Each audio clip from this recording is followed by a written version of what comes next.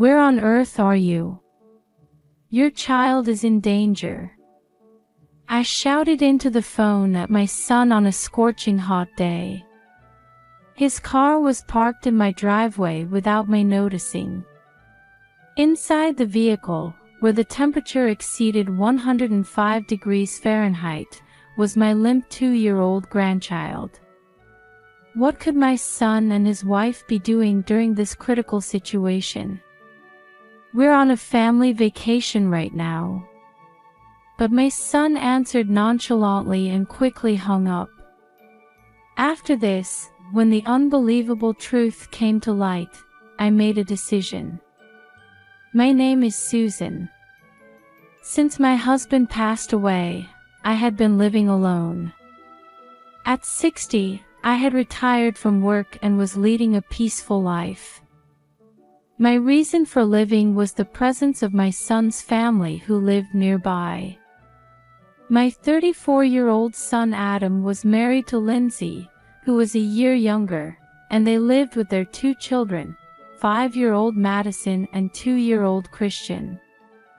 We had built a very good relationship. They would invite me along when they went out, or I would invite them over for meals. Seeing them so happy always gave me energy. However, triggered by a certain event, shadows began to appear in their peaceful daily life. Mom! Madison finally did it. It happened one Sunday when my son's family came to visit. As soon as they entered the house, Adam's eyes were shining with joy as he held a cake box in one hand.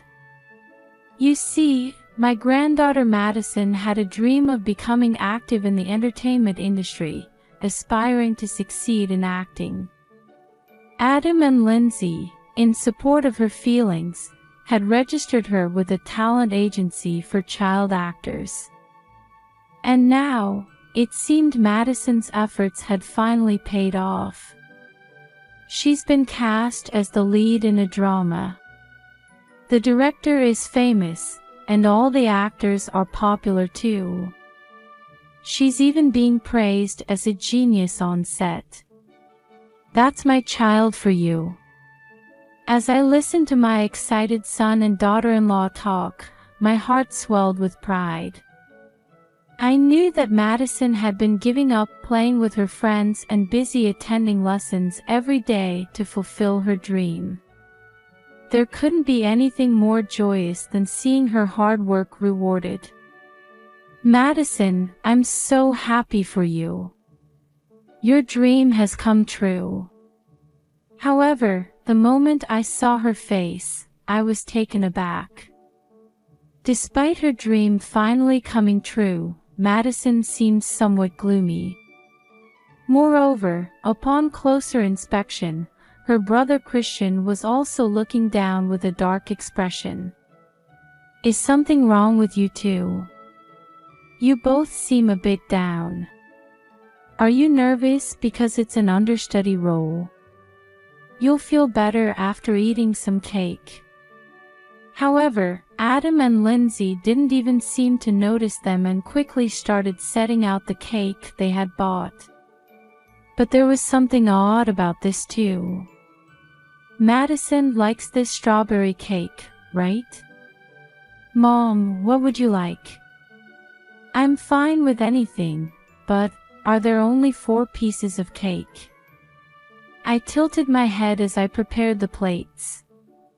Including Christian, who was now old enough to eat cake, there were 5 of us, but there was 1 piece of cake missing. Lindsay suddenly glared at Christian with an irritated look. This child had an accident in the toilet this morning. So he's being punished. Christian's shoulders trembled at her fierce tone. It seemed Lindsay was a bit overzealous about education. Additionally, Christian was naturally a mischievous child. I had always thought this trait made him adorably childlike, but it seemed she wanted to do something about it. However, I thought it was too pitiful for him to just sit alone behind us while we ate cake. This is our little secret, okay? In the end, when my son and his wife stepped out, I gave my piece of cake to Christian. Seeing Christian and Madison smile happily at this made me finally feel relieved. Surely, it's just education out of concern for the children, and I shouldn't interfere, but this much should be fine. That's what I thought at the time, but soon after, an event occurred that drastically changed the environment. Following the drama, Madison became a popular child actor. While this was certainly a joyous development, I suppose her entertainment activities kept her busy. Gradually, the frequency of their visits decreased, and I found myself seeing Madison's face more often on screens than in person. Although I felt a bit lonely, I thought it was fine as long as they were doing well. Then, one day, I received a rare phone call from Adam. Madison's getting famous now, so we want to get her a cell phone. Could you buy it as a present for her? Apparently, they wanted to give her a means of communication with her parents and me as she was frequently moving between locations.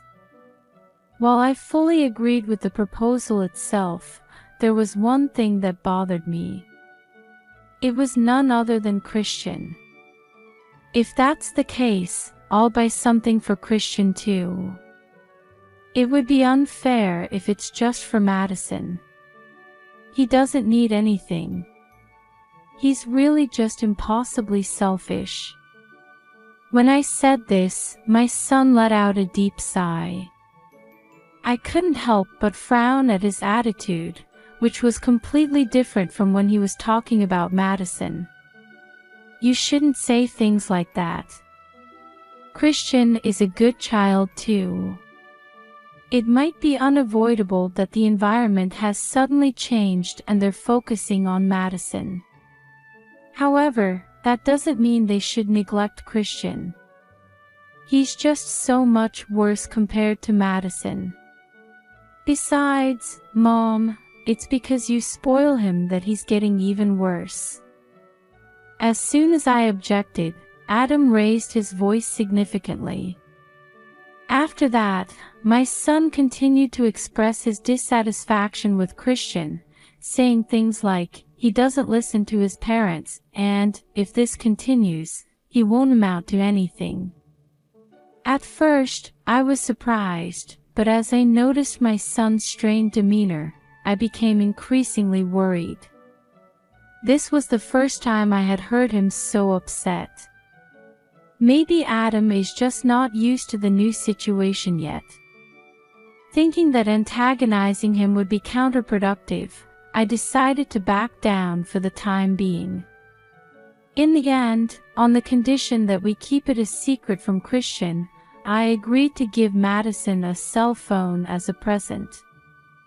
I thought I would buy something for Christian when my son's feelings had calmed down. With this increased means of communication with my grandchildren, I decided to watch over them more carefully from now on. However, shortly after this, an incident occurred that completely overturned these feelings. It happened on a scorching hot day, several weeks after I had bought Madison the cell phone. When I went outside to go to the supermarket, I noticed that besides my car, my son's car was also parked in my driveway. Oh my, I don't remember getting any notice about them coming to visit.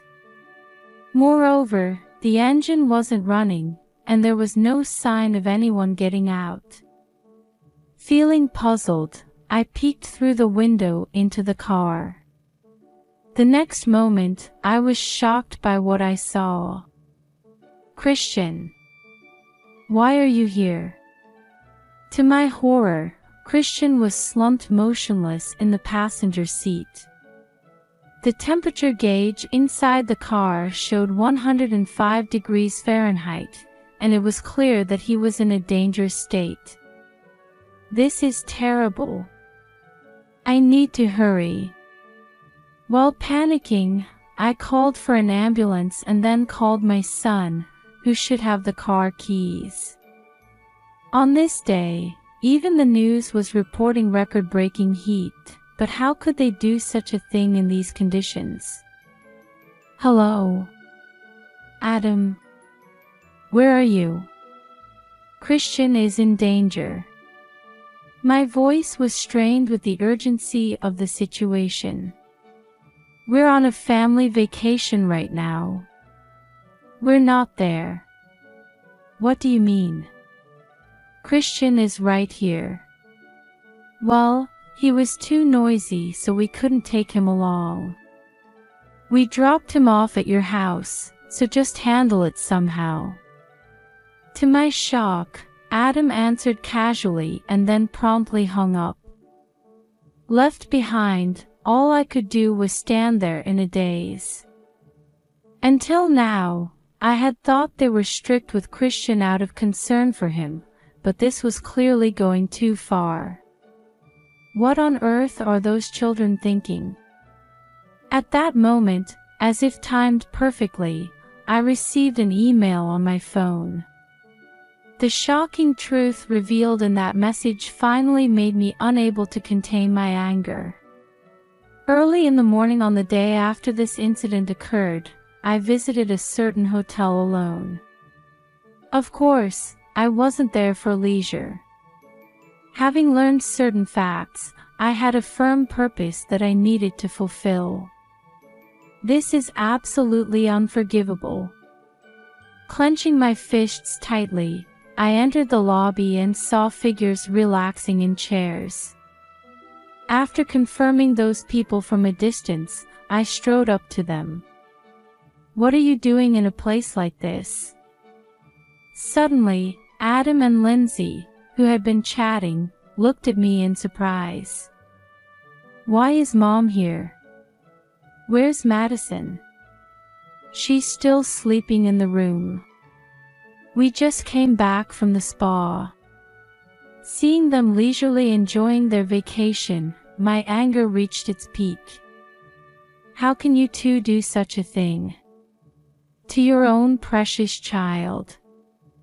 I shuddered, remembering the horrifying sight I had seen in the car the day before.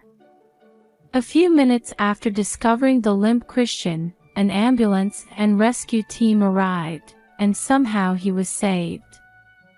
Fortunately, he survived and there were no after effects, but the doctor said that if he had been discovered any later, he might not have made it. He's in the hospital now, but do you understand what you've done? As someone who has raised children myself, I know that children are always precious, no matter how old they get. To leave them in a dangerous place while enjoying themselves, I couldn't believe this was something humans would do. You're exaggerating. That was just discipline. That's right. If only Christian could do various things like Madison and make things easier for us. He's just noisy. It would be terrible if he caused a fuss at our vacation spot. We're kind parents for just leaving him in front of your house. I let out a big sigh at the two who showed no signs of remorse. It seems that Madison's fame has gone to their heads. I can't leave my grandchildren with a son and daughter-in-law who think like this anymore. By the way, do you know how I knew about this place? Madison told me. The two's eyes widened in shock at my words, probably not expecting her involvement. You see, the email I received when Christian was rescued was sent by Madison from the cell phone I had given her as a present. Moreover, the content was, Christian is in the car. Grandma, please save him quickly. While the parents were treating their children like this, she alone was thinking of her brother. When did she? That's not all she told me. I know everything you've been doing. I stepped closer to my flustered son and showed him my exchanges with Madison. After I informed her of Christian's safety, she began to pour out everything that had been happening. How her parents had been treating them harshly on a daily basis. How if they made even a small mistake, they would be denied meals or hit. Everything Madison told me was far too cruel to be called education. At this point, I made up my mind to bring these two to justice. But the shocking facts didn't end there. It seems Madison didn't enter the entertainment industry of her own will either. And to think you'd say such things to Christian. It turned out that the entertainment activities I had thought were Madison's dream were actually forced upon her by Adam and Lindsay. Madison herself had repeatedly begged to play with her friends at school. Moreover, regarding Christian, they apparently viewed his very existence as a nuisance, saying things like, "It would be better if he disappeared," or "One daughter is enough for us," and treating him harshly on a daily basis. Of course, Madison had been told by her parents to keep quiet about this, but this time she finally couldn't bear it anymore and courageously reached out to me for help. To think you could do such things to your own children, your failures as parents. Once again facing this terrifying reality, I glared at the two with all my might. However, instead of showing remorse, they exchanged glances and displayed a rather unpleasant expression. Even if you say that, being blamed won't change our minds. That's right. We did drop Christian off, but it would have been easier for us if he had just died there. I watched in disbelief as the two chuckled while having this abominable conversation. I had no intention of forgiving them from the moment I received Madison's message, but if they still thought this way, they needed to be punished even more severely. I'm sorry, but you won't be able to see your children's faces anymore. What do you mean? The son and daughter-in-law, who still didn't understand the situation, looked up with silly grins. The police are on their way here, and there will be news articles. The public won't stay silent either. I've already consulted with various parties. The next moment, their faces contorted. You see, thinking that they were incapable of raising children, I had reported this series of events to Child Protective Services, the police, Madison's talent agency, and weekly magazines, various quarters. With each agency taking action, this incident would likely be featured in the news soon. The facts I revealed seemed to be a huge blow to Adam and Lindsay, who had been intoxicated with their public image and fame. If something like this happens, how am I supposed to live from now on? My company will find out. That's right. We were able to go on this trip because of Madison's earnings. Don't take the children away from me. I looked at the two with pitying eyes as they stood up, their faces suddenly changing color, a far cry from their composed attitude just moments ago. In the end, they didn't love their children. They only wanted money, status, and fame. Such people have no right to continue being parents to my adorable grandchildren. Accept your punishment quietly. This is all your own doing. As I coldly declared this, it seemed my anger finally got through to them. They stiffened and then hung their heads. In the end, their misdeeds were exposed, and my son and his wife were arrested. Furthermore, because Madison was famous, television and weekly magazines eagerly covered this news, resulting in their faces being circulated in public as villains. Even if they get out of prison, they'll likely live the rest of their lives being pointed at behind their backs. On the other hand, I ended up taking custody of both grandchildren. Madison, as she wished, retired from the entertainment industry and now enjoys playing with her friends at school. Christian, perhaps because he's in a safe environment now, has started to show a peaceful expression more often. To protect these happy times,